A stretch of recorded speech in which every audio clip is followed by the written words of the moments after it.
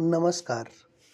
जपून टाका प्रत्येक पाऊल, इथे प्रत्येक वाट आपली नसते.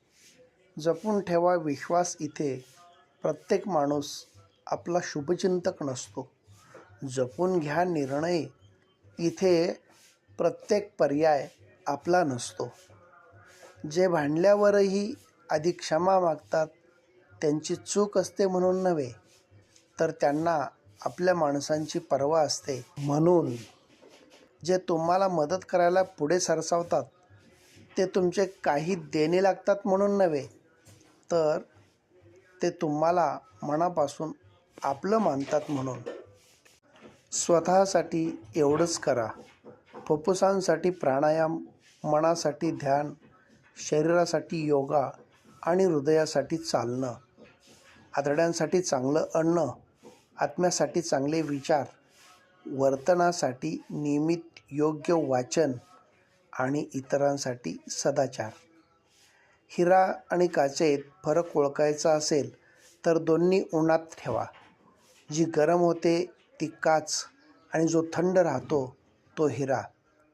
आपल्या आयुष्यात कितीही संकटे आली तरी थंड राहावे, कारण संकटात जो स्वतःला शांत ठेवून संकटावर मात करतो तोच खरा हिरा ठरतो.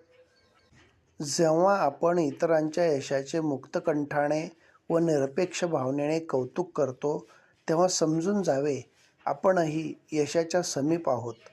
संवाद म्हणजे केवळ प्रभावी बोलणे नव्हे, तर न बोललेलेही समजून घेणे, हेच त्याचे खरे सामर्थ्य आहे. समोरच्याने जे शब्दांत व्यक्त केले नाही ते त्याच्या हावभावात, आवाजातील चढउतारामध्ये, शांततेत आणि सूचक संकेतांमध्ये दडलेले असते. खरा संवादक तोच जो फक्त ऐकत नाही, तर समोरच्याला नीट आणि परिपूर्ण समजून घेतो. ज्या माणसाला सतत शुभ आणि आशावादी विचार करण्याची सवय असते, त्याचे मन नेहमी आनंदाने व उत्साहाने भरलेले राहते आणि उत्साही मनाच्या माणसाला नेहमीच यशप्राप्ती होते. म्हणून सकारात्मक, आशावादी आणि आनंदी विचार यशस्वी व सुखी जीवनाची गुरुकिल्ली आहे. चांगल्या लोकांच्या वाट्याला नेहमीच सगळं सर्वोत्तम येतं असं नाही, पण जे वाट्याला येतं त्यातलं सर्वोत्तम शोधून ते आयुष्य साजरं करतात, यालाच आयुष्य म्हणायचं. धन्यवाद.